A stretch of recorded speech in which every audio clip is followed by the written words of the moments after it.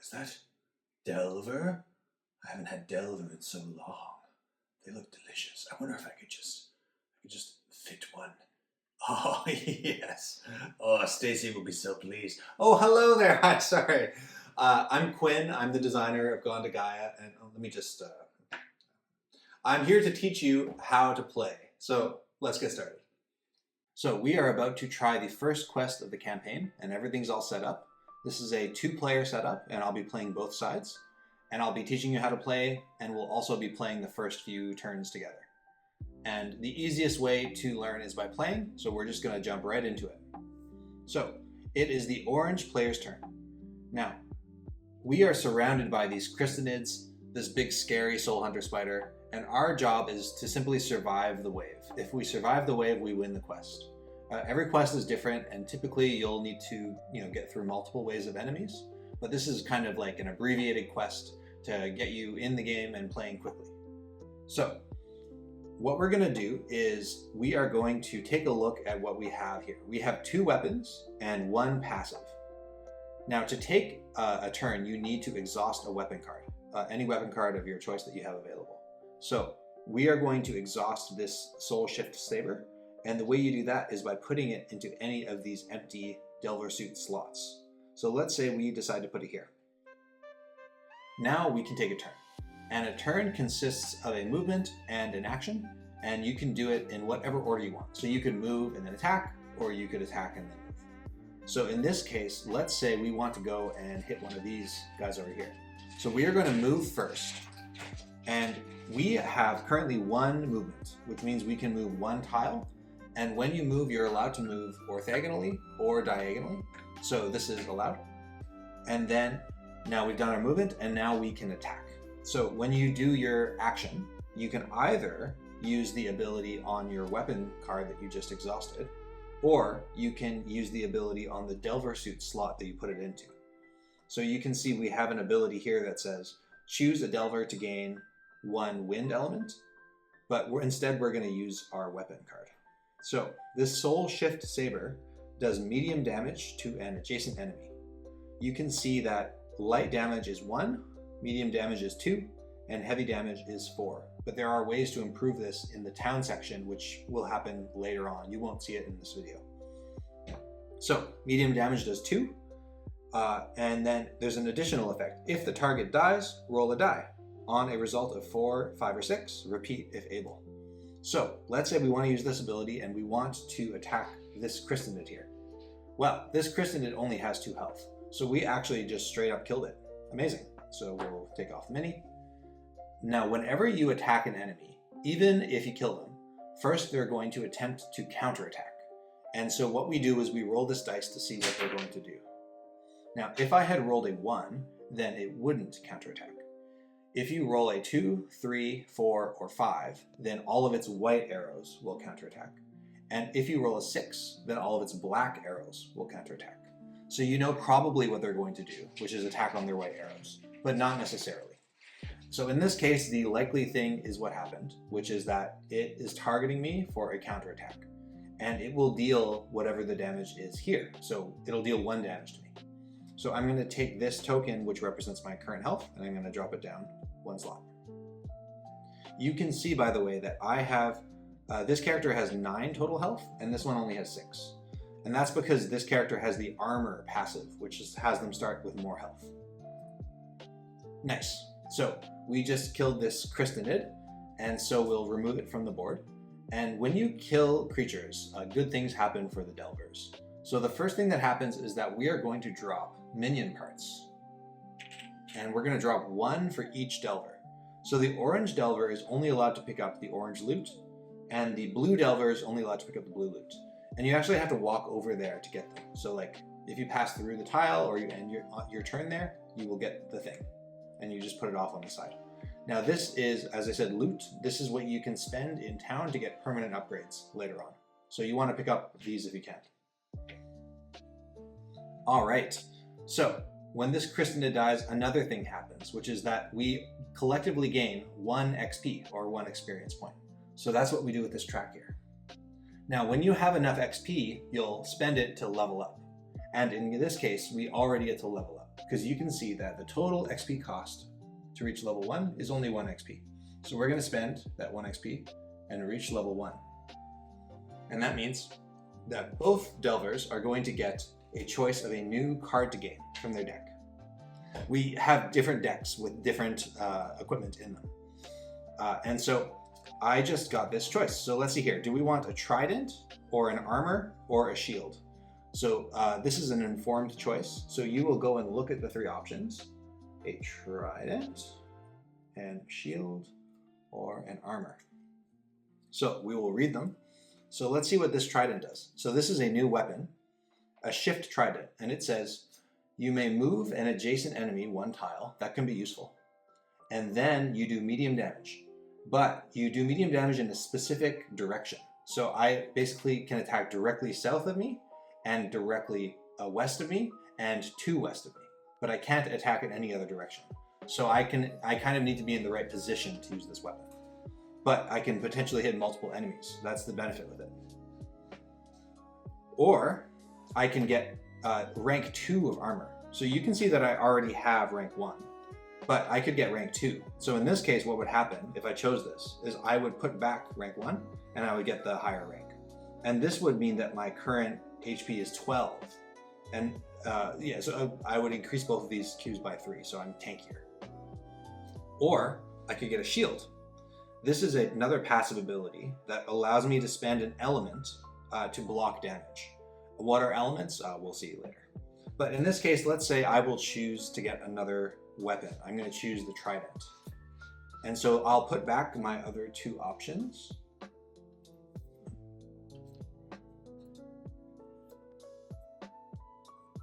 And I will discard this level card, and I've leveled up. And the other player would also level up. So they are going to have different choices. So in this case, the player has a choice of a hammer or a sword or an OS. So I'm just going to make a quick choice for them so that we can move on. So they chose the OS. And, oh, and by the way, the OS, what it does is it grants additional XP. Every time an enemy dies that gives XP, it will give 1 more. So pretty nice, especially given that it's pretty early. Okay, so I've moved, I've attacked, so my turn is over. So now it is the blue player's turn. So blue player, they have some different things than me. They have a beam, and the beam does medium damage to the first target in any straight line. So it's a ranged attack. And they also have a hammer that does heavy damage, and heavy damage is 4 damage. But there's a catch. So in this case, it's a bit unwieldy. So what happens is you will roll the dice to determine the direction you'll attack. So in this case, if I was using this weapon, I'm going to be attacking east. Maybe I wanted to attack west, but too bad, I have to attack east. So like, let's say I was here, and that would be fine, I hit this guy. But like, let's say I was here. Well, I don't want to attack east in that case, I'm gonna miss. So this hammer allows me to suffer 1 damage to change the die result. So in this case, I could tank a damage to attack the other direction. Yeah, so I'll put me back to where I should be. So this player, at this point, you know, generally this game is like a conversation about like, okay, I'll go attack those guys if you attack these guys, because your weapons are good at different things and it's better to coordinate. So let's say this player over here, he's reading his cards and he's saying that he's pretty good at attacking groups of enemies. Like the trident can hit 2 guys and the chain gauntlet can hit all 4 of these guys, because this allows him to attack chains of enemies. And so this is a chain of enemies. So the orange player is like, okay, leave these ones to me, maybe take care of the ones down here. And the blue player is like, yep, totally, sounds great. So the blue player is going to, maybe they're gonna try and hit the boss. Ooh, yeah, this sounds good. So they're gonna come down here and they're gonna use their hammer. And they're gonna put their hammer wherever they want. Let's say they put it here to exhaust it. And there's a bit of strategy here because, I'll show you rather than explain it. Okay, so they're gonna put it here, and then they're gonna roll this dice, and they're gonna hope to roll a 4, 5, or 6. Lucky. So they attacked in the direction they wanted, which is east, and this boss is now gonna take 4 damage. So we're gonna take some damage and put it on the boss. And you can see this crab has 12 health. It's a lot of health. And now we're gonna roll for counterattacks. So this was maybe not the greatest plan because the boss has 2 arrows pointing directly at both of us.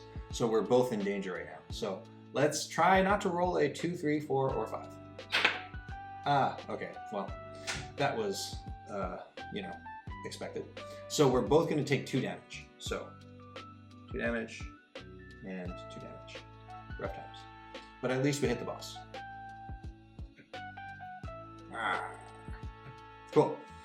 And now it's back to the orange player's turn. Because maybe I didn't mention this. You keep taking turns back and forth until you run out of weapons to play.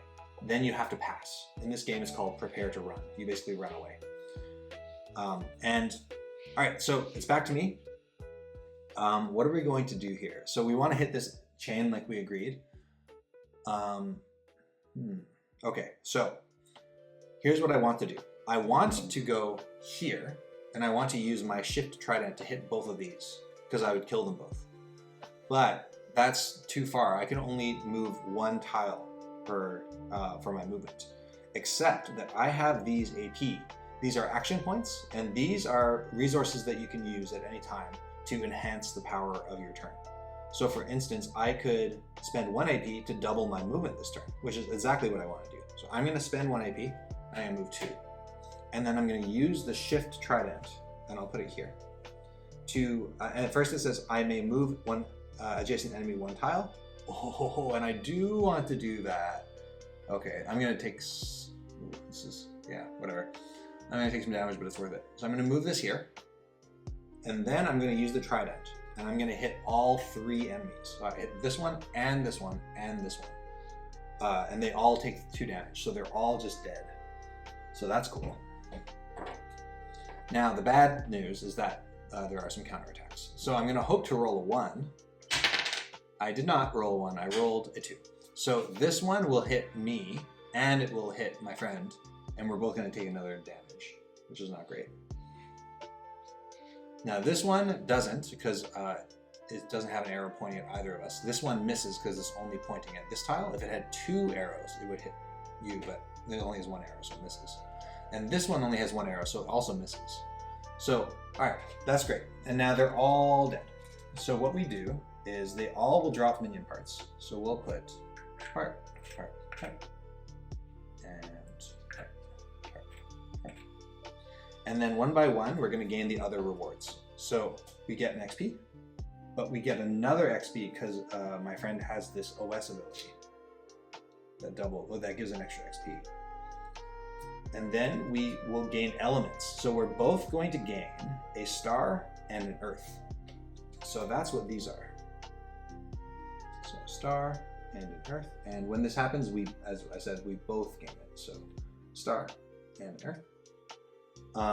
And these are elements. What they do is that when you have 2 of the same element, then the next time you would put a weapon card in that slot, it will immediately get refreshed, and then you'll spend those elements. So it will give you an extra turn. And a big part of the strategy of this game is trying to get extra turns, because when you have more turns, you can kill more guys, which will give you more turns, which will let you kill more guys. It's a positive feedback loop. So yeah, elements are great. We want to collect as many as possible. Okay, and then final thing, we get another 2 XP. Whoop, whoop. And you can see to reach level 2, we need to spend 3 XP. So we're going to spend 3 XP. So 1, 2, 3, and then we each level up. So this player will make a choice. Do they want a beam or a supercharger or a harvester?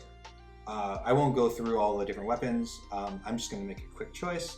Let's say they choose a supercharger. Those are pretty fun. Where are they? Here. So when you get a supercharger, it says immediately roll a die. So I'll do that right now. And I rolled a 2. So that, because I rolled a 2, I'm going to gain 2 of these damage doublers that double medium damage. So whenever I do medium damage in the future, I can spend one of these to double the damage that I deal. Pretty fun. Now this player, they're also going to gain either a beam or a sword or an armor. Let's go with they choose beam. Now they already have a beam. So what happens is they put their beam back in the back of the deck, and they choose the next rank of beam. So now their beam does double damage. Very cool. And then we discard the cards. All right, so just wiped out a bunch of dudes, feeling good. And now it's back to blue player's turn. And this keeps happening. We will keep taking turns back and forth until until we run out of actions. Even if you wipe all of the enemies, you can still keep taking actions to collect the resources, the loot.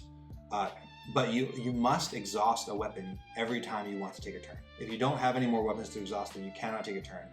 That's how that works. So, and make sure that you can't, for instance, move infinitely.